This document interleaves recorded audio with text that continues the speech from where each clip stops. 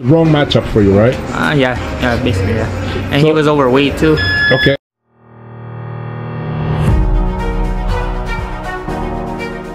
Nako, Saul Sanchez, lumantad na. Nagpalabas na ng hinaing. Natalo raw dahil sa pagiging overweight ni John Riel Casimero. Terence Crawford pinababa ng sasakyan, tinutukan ng baril ng mga pulis at pinusasan dahil sa reckless driving at may dala pang armas.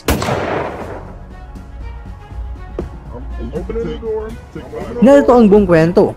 Isang mainit na usapan sa mundo ng boxing ang muling pinapainit ni Saul David Sanchez matapos ang kanyang pagkatalo kay John Riel Casimero. Sa isang panayam kamakailan lang, inamin ni Sanchez na labis ang kanyang pagkadismaya sa naging resulta at isa sa kanyang pangunahing dahilan ay umanong sobrang timbang ni Casimero ng araw ng laban. Ayon kay Sanchez, bagamat pumasa sa opisyal na timbangan, ramdam niyang mas mabigat at mas malakas itong si Casimero sa aktwal na bakbakan sa ibabaw ng lona. Hindi ko inaasahan na ganun kalaki ang lamang niya sa bigat. Parang iba ang pakiramdam na masuntok niya. Payag ng batang boksingero na halatang bitbit pa ang panghihinayang.